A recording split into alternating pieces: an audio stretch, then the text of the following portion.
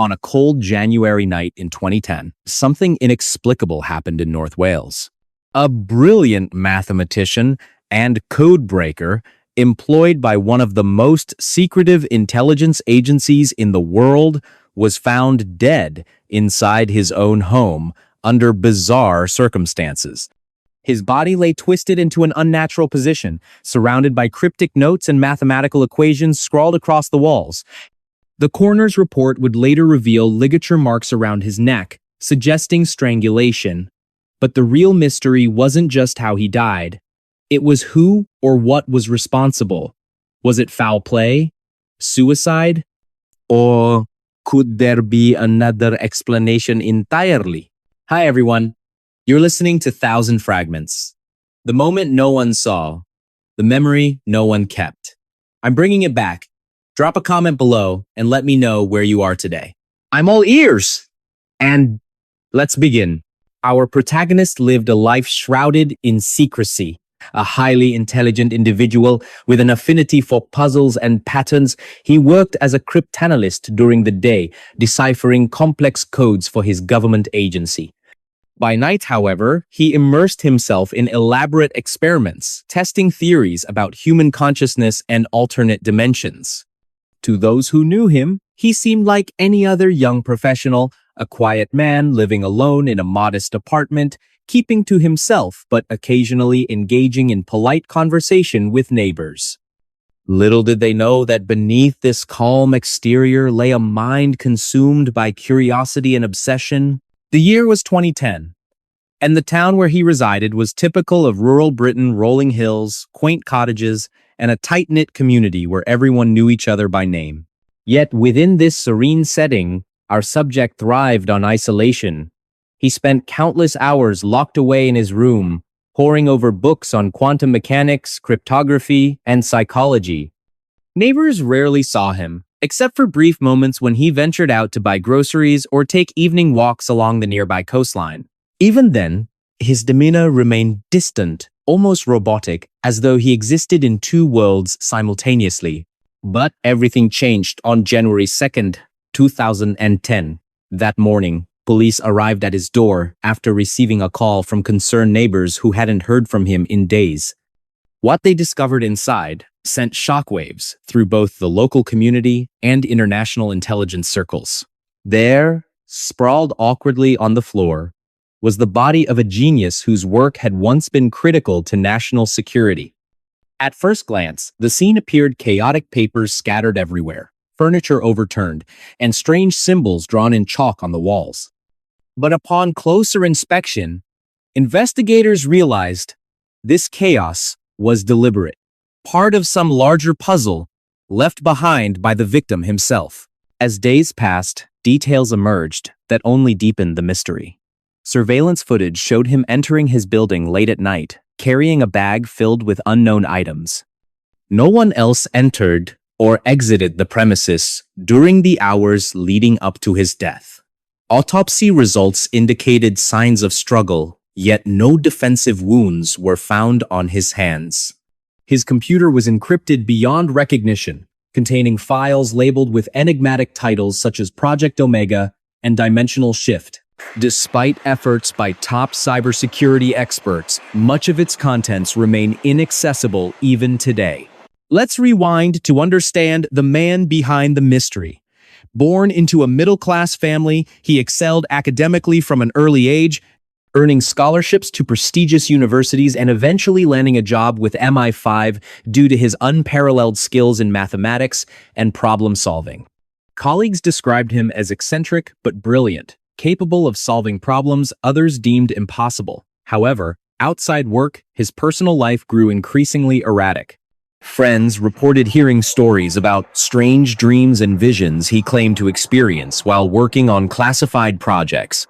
Some suggested these episodes might have stemmed from stress or exhaustion. Others whispered darker possibilities involving espionage or covert operations gone wrong.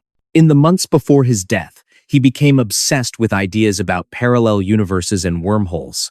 During one particularly heated discussion with a colleague, he reportedly said, "I've seen things no one should ever see." Places no one should ever go. These words haunted many afterward, especially since they mirrored discoveries made years later regarding anomalies in his research data. Could his fascination with theoretical physics have led him down dangerous paths? Or was there more to his disappearance than met the eye? Then came the twist.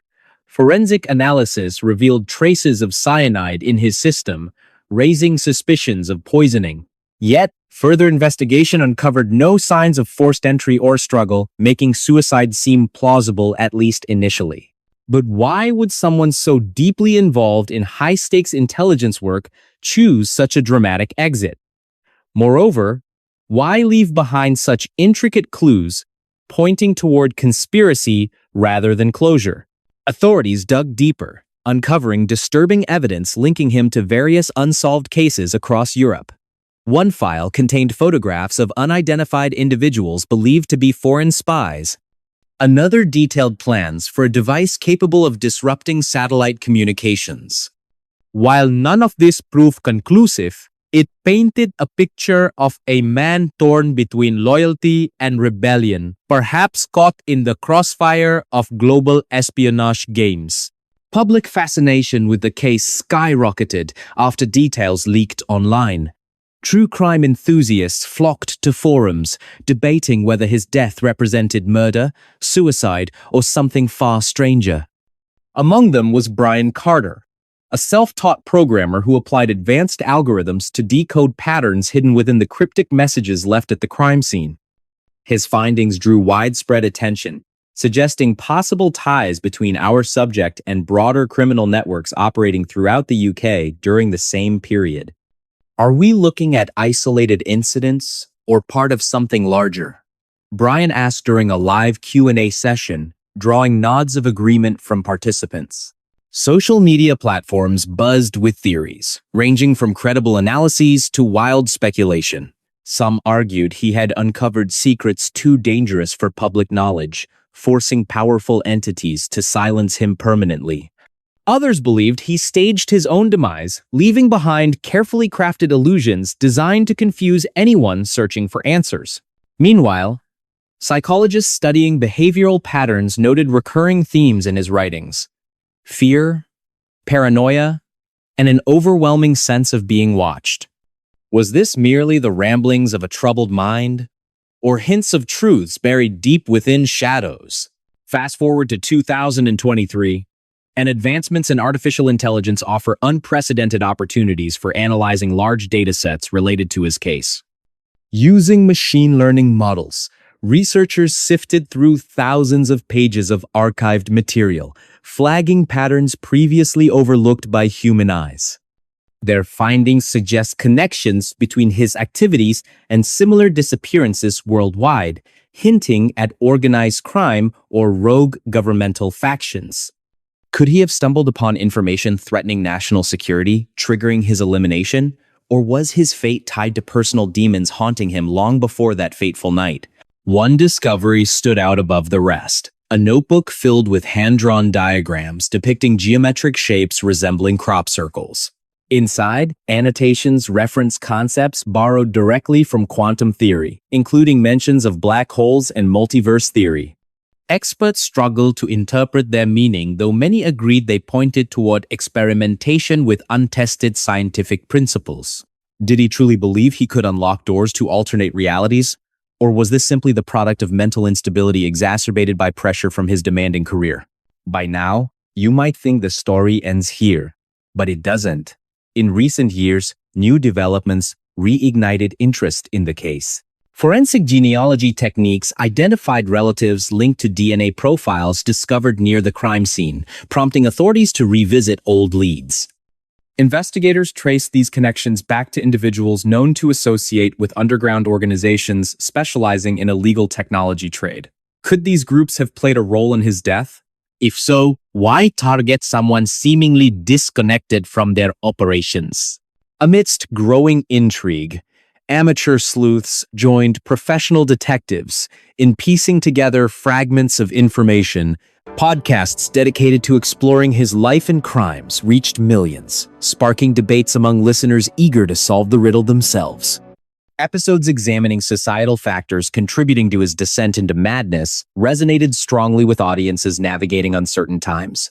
Could such a mind exist today, armed with modern tools and access to classified systems? Host Paul Hayes posed this question rhetorically during the season finale of Time's Unraveling Genius*, leaving listeners pondering implications long after the episode aired. 2 years later, researchers announced they had decoded messages embedded in artwork created during his final days. Sophisticated image recognition software identified recurring themes tied to specific locations and dates, corresponding to known events in his life. This revelation suggested he may have left deliberate clues intended to taunt authorities even beyond the grave. Was he playing games right up until the end? Emily Carter, a forensic psychologist assigned to analyze his psychological profile, mused aloud during a private meeting with colleagues. Her voice cracked slightly, betraying exhaustion mixed with awe at the complexity of their subject. Atmosphere shifted dramatically as public interest surged once again. Forums buzzed with discussions piecing together timelines and debating theories. Conversations ranged from speculative musings to well-researched arguments supported by hard data. One member, Amanda Grant, gained prominence when she identified similarities between his disappearance and other unsolved cases involving individuals with exceptional intellectual abilities.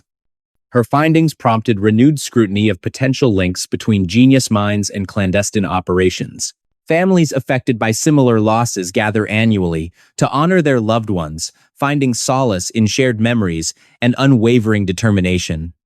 "We won't stop fighting," says Linda Hayes during a memorial service held near North Wales. Her voice cracks with emotion, underscoring the personal stakes involved.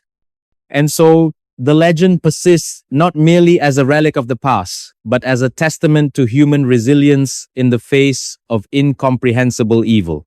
And that was another story lost in time. But stay with me, because there's still more waiting in the shadows.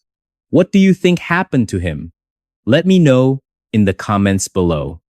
Your thoughts matter, and they shape the stories I share next.